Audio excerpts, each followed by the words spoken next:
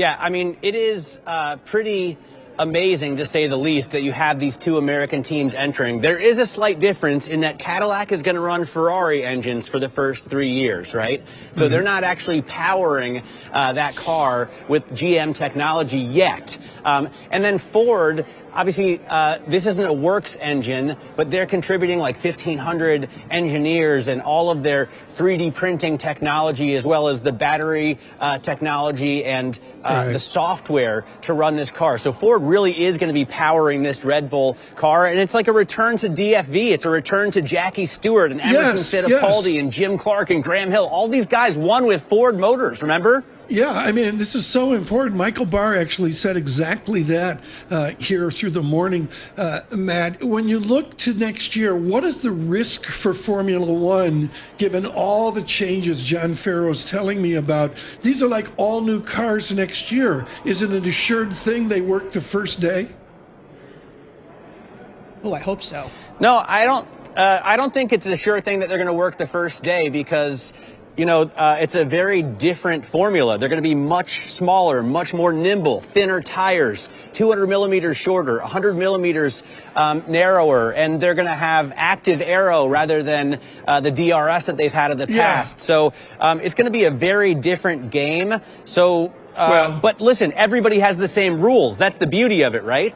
Okay, I get that, but are the cars going to be safer for the drivers? I mean, there was such a safety thrust. And do you think that safety will carry forward for the drivers at these high speeds?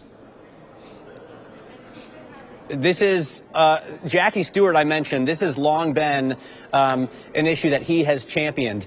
They can't get safer because they're getting faster every time. So the same courses that were built for cars that didn't do, let's say, 2.5 minute laps, they're now with cars that are doing 1.5 minute laps. So, of course, they try and make things safe, but we want faster. And so it makes it, I think, a little bit more dangerous. Man, one final question to wrap this up. The only interview I can think of that's had the global reach like you've had was John Farrow's interview with Mr. Levy of Tottenham a couple years ago. That went worldwide. How does the rest of the world, including where you lived in Germany for years, how do they digest Cadillac showing up next year?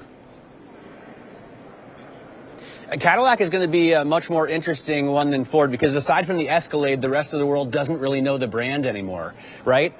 Whereas they have had exposure certainly to the F-150 or the Ranger, more likely in other markets. The beauty of this now is that you've seen it kind of starting in Le Mans. So in WEC racing, Cadillac already has a hypercar team, and Ford is entering, and Ford is going back to Le Mans with a hypercar team as well. So the rest of the world, the rest of the world watches a lot more racing than we do in terms of automotive, and they've already seen these brands in France.